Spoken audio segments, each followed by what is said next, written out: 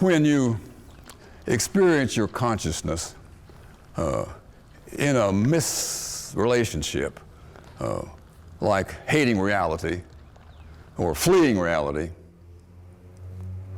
that's a kind of tragedy capable of the human being that the cat never bothers with. If you're fleeing reality, you're doing something that you can't do. You just think you can. You think you can make a substitute for reality that you like better than reality, especially when you got some reality that's kind of painful. It's amazing our capacity to invent another world that doesn't have that pain in it, right? But this attempt to escape reality into an invention of our own is always a failure. Why? Because you can't flee reality. And so having escaped in that manner, reality is always catching up with you. And when it catches up with you, your experience of being caught up with is called despair.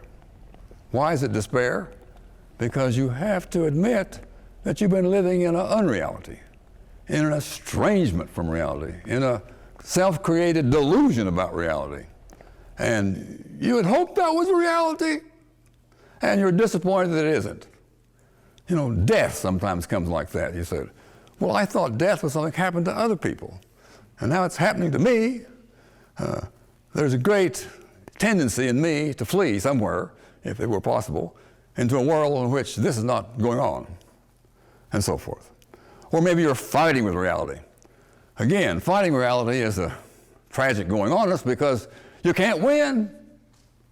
I mean, reality is undefeatable. So if you're fighting with reality, you're creating despair for yourself. And so whenever you experience despair, the relevant question is, what part of reality am I avoiding, fleeing, fighting with? And if you discover that, you're on the way to healing. Because all you have to do when you've discovered what your despair actually is about is give it up.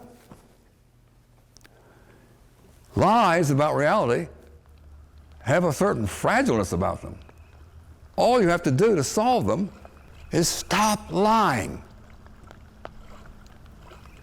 This is not always as easy as it sounds, because when you clung on to so tightly some untruth, you sort of wanted to keep it forever, but so it's a painful experience to have it, and it seems painful to give it up. But the solution is not to keep on having it, that's to keep on despairing. The solution is to realize that despair is a doorway to giving it up, whatever is causing the despair, and realizing that you're welcome home to reality. Reality is, like the parable says, there with open arms for all you prodigal sons and daughters to come home. And when you do come home to reality, why, reality runs out there and puts a robe on you and a ring on your finger and a new name for you and takes you in to the family of reality.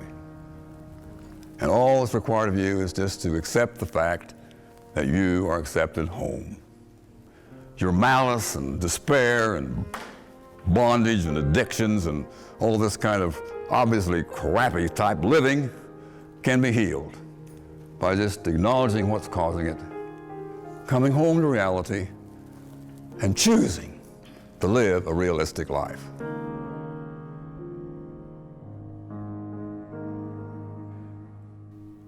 I give myself up to whatever the moment brings.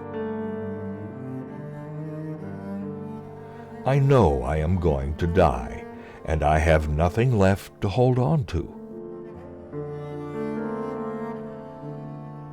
No illusions in my mind, no resistances in my body.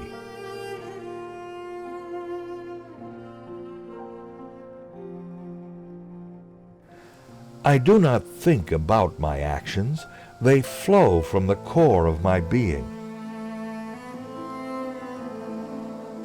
I hold nothing back from life, therefore I am ready for death. As I am ready for sleep after a good day's work.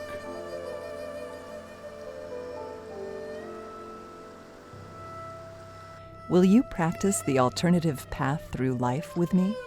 The path centered in mystery? Come with me as we discern the face of the unknowable one.